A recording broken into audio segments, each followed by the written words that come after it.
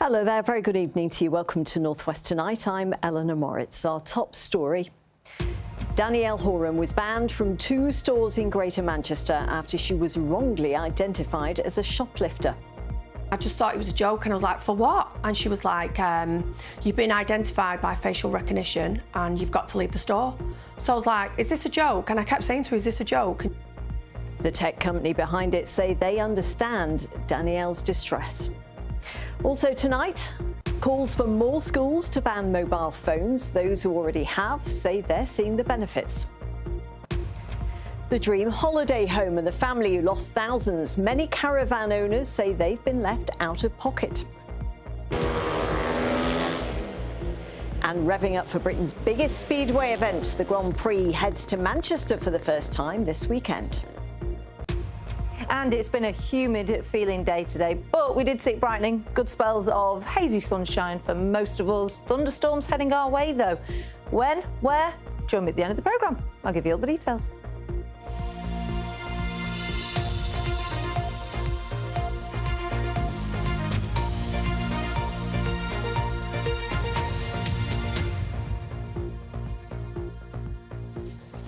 Well, we start tonight with a story about high tech and the rather sudden impact it can have on someone. Because when Danielle Horan popped to a local shop to pick up a few bits, the last thing the business owner from Manchester expected was to be stopped at the door by security guards. But her shock deepened when she was told she was banned from Home Bargains in Salford as a facial recognition system had wrongly identified her as a shoplifter. If that wasn't concerning enough, she was later stopped from entering another of their stores. She's been telling her story to Kelly Foran. Facial recognition and surveillance could be watching when you don't even know about it. When Danielle went into Home Bargains with her 81-year-old mother, she thought what happened next was a joke. As soon as I stepped foot in the door, they were like on the radios as if I was like a real criminal. And I just knew they were coming over to me and my heart sunk. And I was anxious and I was bothered for my mum as well because she was stressed. Weeks earlier, when a staff member thought she'd stolen toilet roll, Danielle's image was shared across a number of different retailers that use FaceWatch. She was blacklisted, and their cameras would send an alert as soon as she entered any stores. All of this without her having a clue that anything had happened. My anxiety was really bad, like it really played with my mind, like questioning what have I done for days, what could it be, how far could it go? Where could it be banned from next? How many stores does it include? I actually felt sick.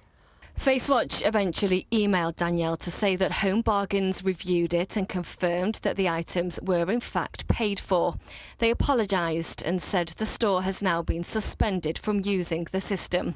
FaceWatch told us that the retailer has since this incident given staff more training. Home Bargains have declined to comment. So after days of asking, I received a tiny picture of myself and a description of the theft. You had to be really persistent to clear your name? Yeah. So I'd say it was a full 2 weeks of toing and froing. And if I hadn't been persistent, that'd have been it. But because I was persistent, I finally got somewhere, but it wasn't easy. It was really stressful. That'd be right. The system works entirely without the customer knowing. Retail thefts are at an all-time high. Something needs to be done. But Big Brother Watch says this is not the answer. What is so chilling about this is that historically in Britain we have a history that you are innocent until proven guilty.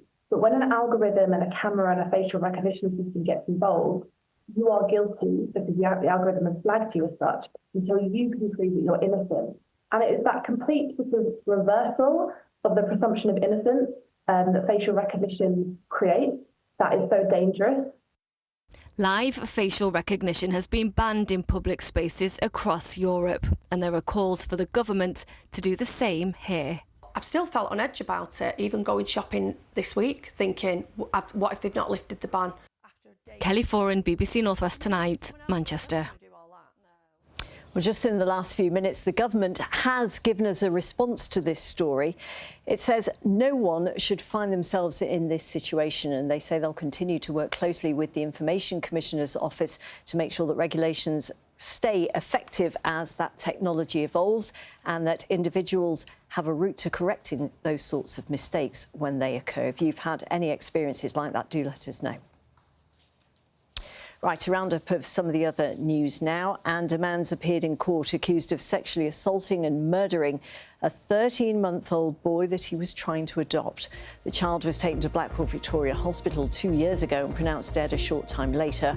High school teacher Jamie Varley is also accused of assault, cruelty and possessing indecent images. His co-accused, John McGowan-Fazakerley, who was jointly adopting the baby with him, has been accused of allowing the death of a child and other charges.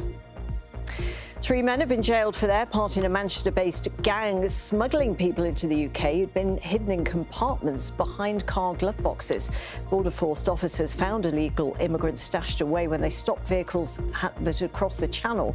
The gang's boss, Mukhlis Amin, was jailed for 13 years. The government remains committed, it says, to a so-called Hillsborough law, according to the Leader of the House of Commons, Lucy Powell. She said the ministers are working with Hillsborough families on a draft bill, and the plans include a duty of candour to prevent future cover-ups of disasters. Plans to have the law ready, though, for this year's 36th anniversary of the Hillsborough disaster were delayed. Now, if there's one thing that's likely to cause a disagreement in households these days, it's people spending too much time on their mobile phones. And a number of studies have recently suggested that that's being linked to mental health problems and poorer academic results amongst young people. So some schools in the northwest have already banned them during the school day. Others are coming under growing pressure to do the same. This report from Phil Cunliffe in Wirral. At this school in Birkenhead, children are being, well, children.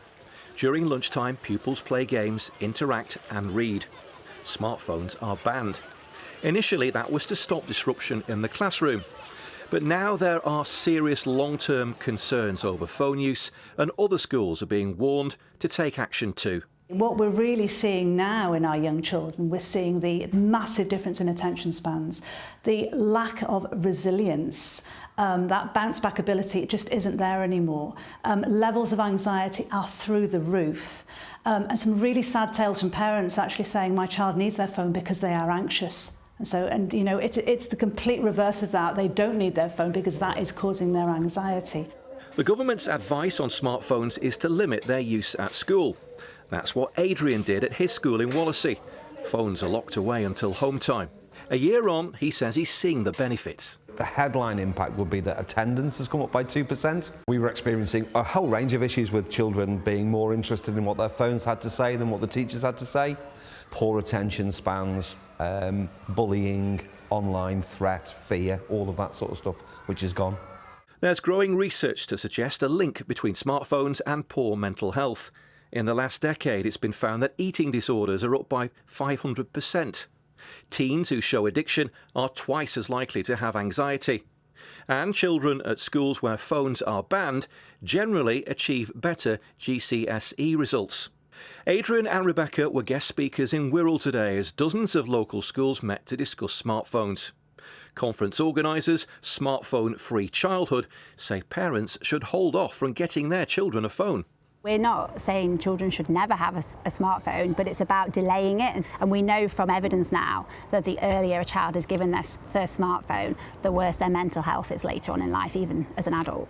So how old would you recommend? What is your strategy in terms of when a child should receive? So I'd say at the very earliest, I wouldn't give my children now, my younger children, I wouldn't give them a smartphone until they're at least 14. That's what we would recommend. And no social media until they're 16. It was claimed today that phone addiction is causing some children to spend less time outside than prison inmates. Banning phones in schools is changing behaviour, but what happens outside the classroom remains a challenge. Phil Cunliffe, BBC North West Tonight, Birkenhead. Some interesting views there. Now, next, 7 men have been found guilty of sexually exploiting 2 teenage girls who were repeatedly raped and assaulted in Rochdale.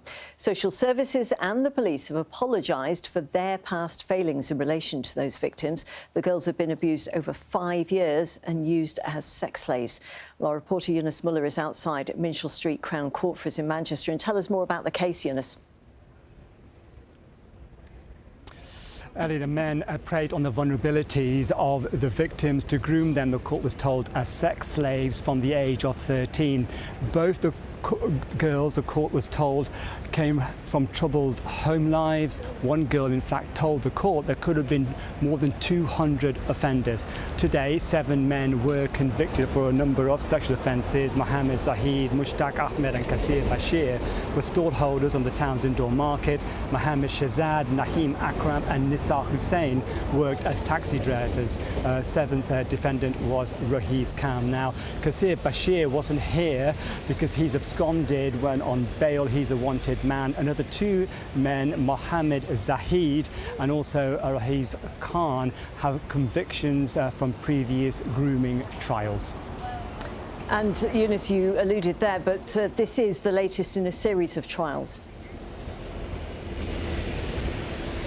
Greater Manchester Police have had a number of investigations in recent years focusing on grooming gangs in the Greater Manchester area. This is Operation Lighten, the latest. There have been 37 people who've been charged with sexual offences, and a further 5 trials will start in September. Now, today, both social services and Greater Manchester Police have apologised. They say they could have done more. They say it's indefensible the way the 2 victims were treated, but they also say that these convictions today show their commitment to bringing grooming gangs behind bars. Now, the men will be sentenced at a later date, but they've been told they face lengthy sentences. Eunice, thank you. Well, now to the devastating plane crash in India, which killed more than 240 people. It's touched so many families and communities here. And in the northwest, many have been holding prayers and organising aid efforts. Well, in Preston tonight, there is a vigil for those who died. And our reporter Anna Jameson is there for us. Anna. Hi Ellie, yes, welcome to this stunning Gujarat Hindu temple. This is the society which this year is celebrating its 50th anniversary.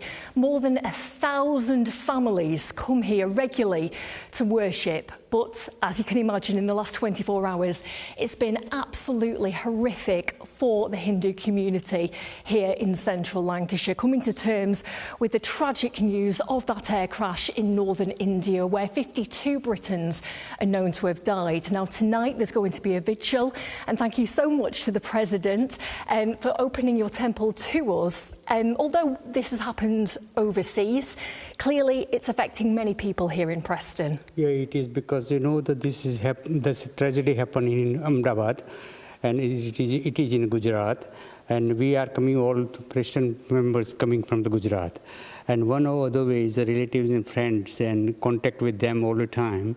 So you know that this is happen like this is a very bad things, and you know that we are always connected to each other and harmony, and you know the giving a good relation with them all the time. So we feel guilty and we feel bad about it.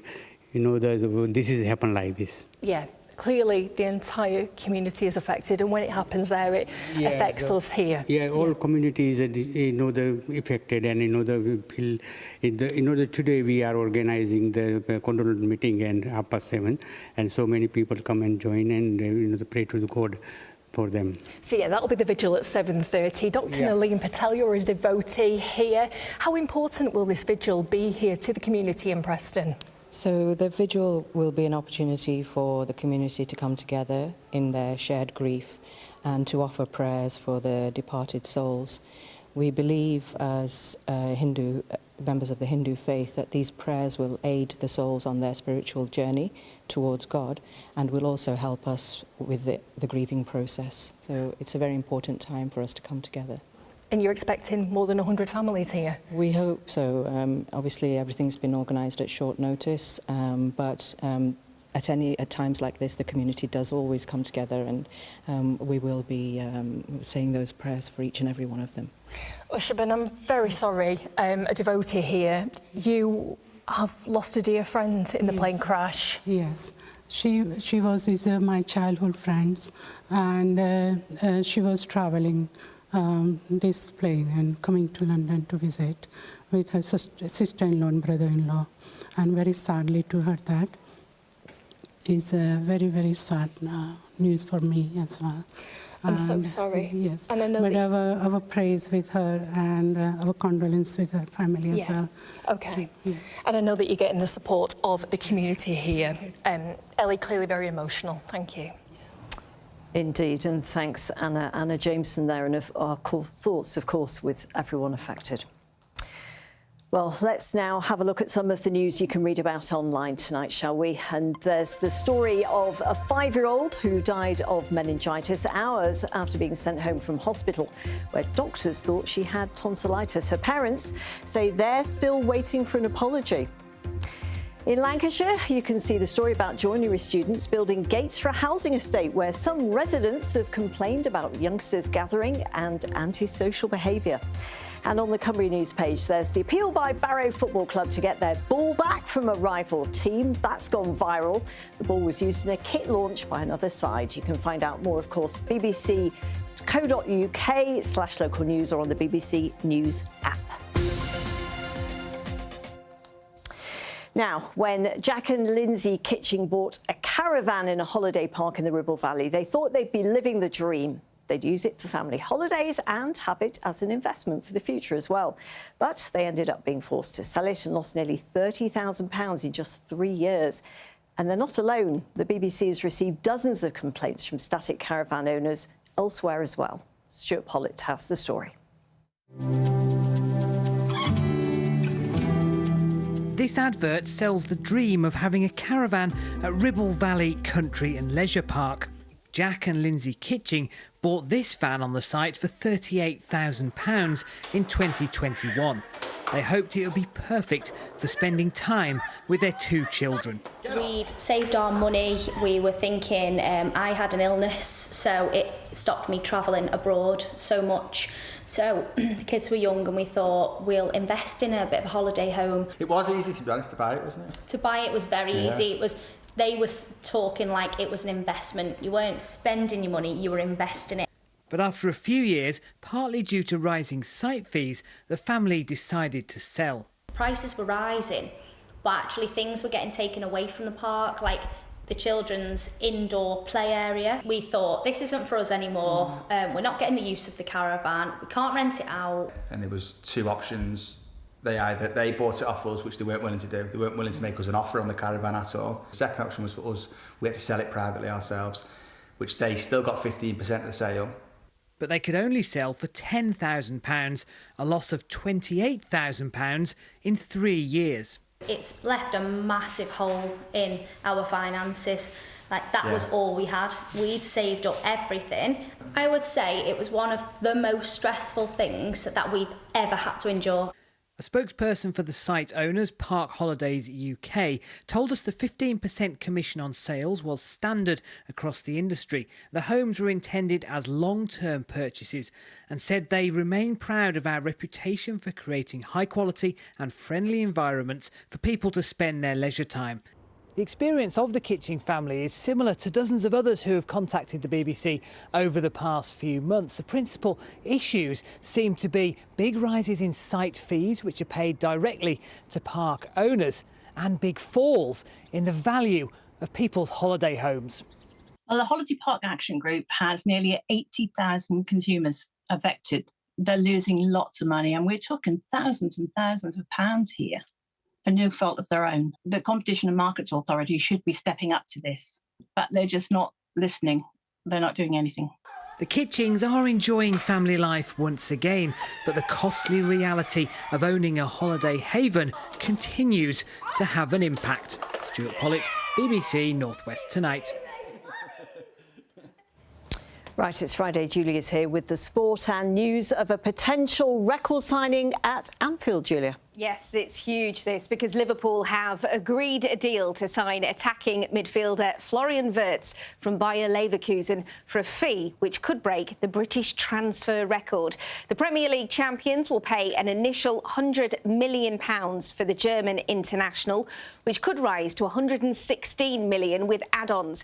The current record is £107 million, which Chelsea paid for Enzo Fernandez in 2023. Wirtz has scored 57 goals in just under 200 games for Leverkusen and assisted in 65 more. Now, the Northwest is the centre of the Speedway world this weekend as 2 rounds of the sport's biggest event, the Grand Prix, come to Manchester. It's the first time the Bellevue track has hosted the huge event, and I went along earlier to take a look. 10 years ago, when construction began on this track, the aim was to bring elite speedway events to Bellevue. Today, that dream became a reality as Grand Prix qualifying got underway. For me personally, it's quite amazing the transformation that's happened to Bellevue Speedway, because this stadium's 10 years old and already hosting a Speedway Grand Prix. So it's been seems like a long time, but it's also not that long a time. So to see it here, probably one of the best Speedway racing tracks in the world, it's kind of a bit of a surprise and really exciting, and looking forward to seeing the action get underway. The £8 million racing arena already hosts elite national and international events every season, but this takes it to another level. It's dubbed as the best racetrack in the world. We have a 97 consecutive year record of running Speedway here in Manchester at Bellevue, and to implement that by giving a Grand Prix the highest status by hosting Grand Prix, justify the great job that's been put in behind the scenes. Over the next 2 days, 16 riders will compete in 46 races on the track, and they'll get up to speeds of 75 and 80 miles an hour. Rounds 4 and 5 being held today and tomorrow in Manchester will be shown to a global audience, and it's hoped this isn't the first and only time. The fans have responded well. There's a lot of tickets sold, so that's a key element of being able to maintain the show. So as long as the fans keep supporting it, I think it can stay here for sure. And in Super League tomorrow, Warrington Wolves are looking to bounce back from the disappointing defeat in the Challenge Cup final last weekend when they go to Leeds Rhinos. Second place Wigan, meanwhile, are on an 8-game winning streak. They're looking to keep up the pressure on leaders Hull KR when they go to struggling Huddersfield Giants. That's your sport for tonight. Back to you, Ellie. Julia, thank you. Well, let's stay with sport for a moment, shall we? Because thousands of open water swimmers from all over the country are taking to the waters of Windermere this weekend as part of the Great North Swim. It's organised by the same company behind the Great North Run, and hundreds of thousands of pounds will be raised for charity. Here's Adam Powell. If open water swimming is your thing, Windermere is the place to be right now. Enjoying the majestic scenery of the Lake District while putting your body to the test. One of those pushing their bodies to the limit is Alex Murley, who is raising money for bowel cancer research. End of last year, I had a problem with my back, so it came to an operation on New Year's Eve. So lying in bed in January, I was sort of hunting around the internet for something to challenge us with and something to focus on, and this is what I found. So I've spent the last few months swimming a lot. Mother and daughter Charlotte Seawood and Teresa Douglas from Cumbria are raising money for Cure Usher. Charlotte's children were both born with the rare genetic condition that affects their sight and hearing. We're here to raise money for the charity Cure Usher, which has been set up specifically to raise awareness and funding for vital research to find a cure for the condition. Pollution caused by sewage releases into Windermere has become a national issue, but the organisers say they're confident swimmers will be safe. So we test from weeks out to make sure that everybody is perfectly safe swimming in this water. It's a huge lake, and whilst there is issues, we've never had one with water quality in the areas that we swim since 2008 when the event started. There were a few who went without their wetsuit today, but the majority opted for neoprene. The first finishes in the opening 5K event managed just under an hour and a half. Oh, that was choppy, but that was good. Good fun. It's fantastic, actually. Distracted now. Yes, yeah. First time. More memories to last a lifetime, and perhaps 1 or 2 records broken over the weekend. Adam Powell, Northwest Tonight, Windermere. Got to admire them, haven't you? You've done some open water swimming, haven't you? Just thinking, I'm so jealous. We all remember. I'd love to be in there. It's fantastic. Well done. And actually, probably the best day to do it, certainly not through tomorrow early doors when we are likely to have some thunderstorms. Let's take a look at your pictures, first of all. Now, a couple of nice pictures in the sky. You can just about make out. Can you see it? Yeah, here we go, the rainbow. Couldn't see it then for a second. We had a couple of early showers in Merseyside this morning, and then a sun halo thanks to Jolly in Rochdale. Beautiful photos as ever. Thank you for sending those in. So I mentioned thunderstorms. Well, we do have a yellow warning in force. Now, this is across all parts of the northwest. Oh, it's just flipped forward. It's a yellow weather warning. Now, this is from midnight tonight until 6 o'clock tomorrow night. Now, the worst of it does look like it's going to be overnight during the first part of the night. Some heavy and torrential downpours, the risk of hail, thunder and lightning. It's been quite a humid, muggy day, hasn't it? And these fronts, these are the reasons why we're going to get that warm, muggy air. Now, a lot of instability. And then we are going to see them kicking off as we head overnight tonight. So if you are planning on driving during the early hours of the morning, then perhaps do keep an eye on the forecast. So what's happening at the minute? Merseyside, we've already started to see some showers creeping in here. Now, as we head through this evening and tonight, those showers will start to pick up and merge into longer spells of rain. Now, particularly for coastal parts for the Isle of Man, I think it's here where we're going to see the worst of the storms. Elsewhere, there still will be some. You could hear the odd rumble of thunder, but many away from the coast will be dry. Temperatures down to between about 14, 15 degrees, so it will be another muggy night. Now, first thing tomorrow morning, there will still be some sharp showers out and about, but they start to push up to the north. Many of us in central areas will see spells of sunshine. That's going to trigger further showers, but they will be hit and miss. Not everyone will see them. Temperatures cooler than they have been. It will feel a bit fresher, 17 to 20 degrees. We start to pull in an extension of the Azores high as we head through next week. So a lot of dry, fine, settled weather to come later in the week next week. For Sunday, though, I mean, in terms of dry weather, Sunday is the better day. There will be an awful lot of cloud out and about. That said, it still will be broken up. Spells of sunshine. It will feel fresher. Top temperatures coming in around 17 or 18 degrees. That is the forecast. OK, thank you. And we've enjoyed having Hunger Hill on the map this week, haven't we? Oh, every time I see that Hunger Hill, my tummy rumbles. A new one New one on Monday. A new one next Feel week. free to get in touch. Let me know. Thanks, Kate. Whatever you're doing, have a fantastic weekend. Thanks for watching and enjoy your evening. Bye-bye.